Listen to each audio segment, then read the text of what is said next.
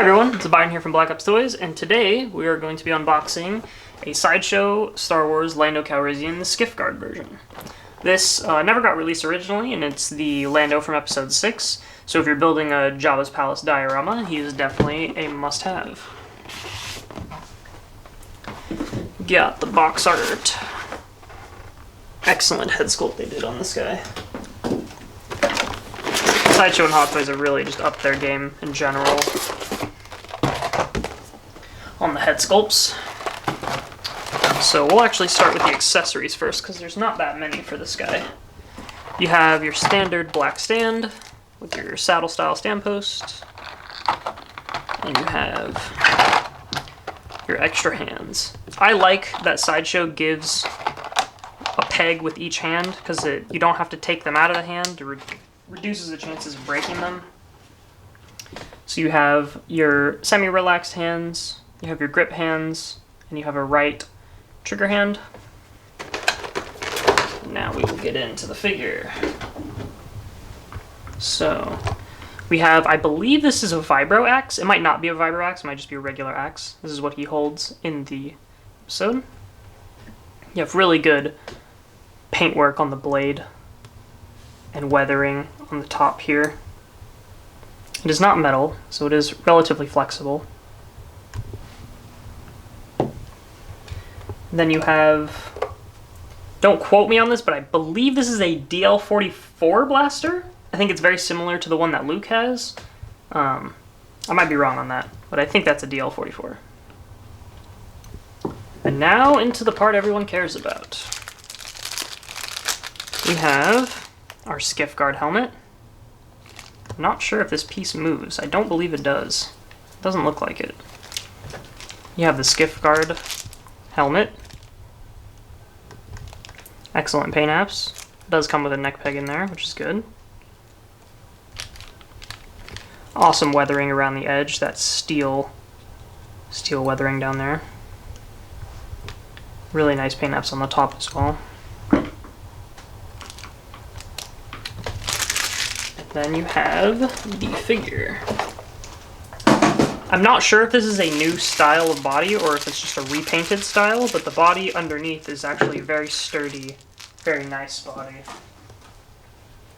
So, here you have the head sculpt of Billy D himself.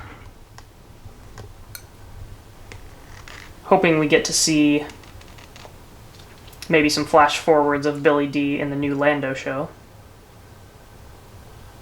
Excellent paint apps, nice matching skin tone. Hair is also very, very well done. And we'll go ahead and pop that head off, and we'll pop that head on there. That is what he would look like. So we'll run down the body and then we'll do the articulation. So we have the chest armor here, which looks very nice. Shoulder armor that's tied with strings, so you want to be careful untying that you don't rip those strings if you're going to take this off, take it apart.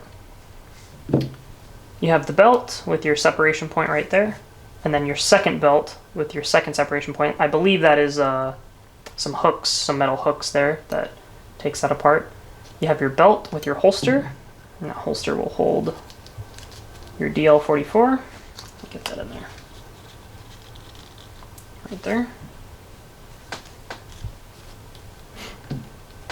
You have the nice leather-like material here. Goes across with your little skirt.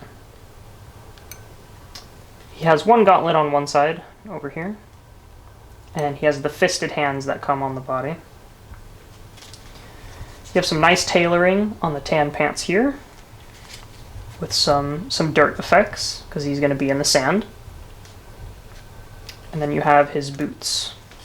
So these are two-part, so they are easy to move. Not the most articulation on these. Could be slightly hard to pose. But they are very well detailed. You can see down here kind of the sand detail on the edges that they do with the dry brushing. In the back you have molded clasps. These don't come off, but they look nice. Now we'll get into articulation. So really, really nice articulation on this body, like I said. His arms can go out about that far, and they have full range of motion. Make sure you move from the shoulder, not from the hand. Reduces your chance of breaking it. And you want to be careful that you don't rip that little piece of leather right there. But arms should go all the way up, like that. Very, very sturdy body, like I said. You have your double jointed elbows, I believe. That should. Maybe that's single jointed, actually. That might just be a single jointed elbow.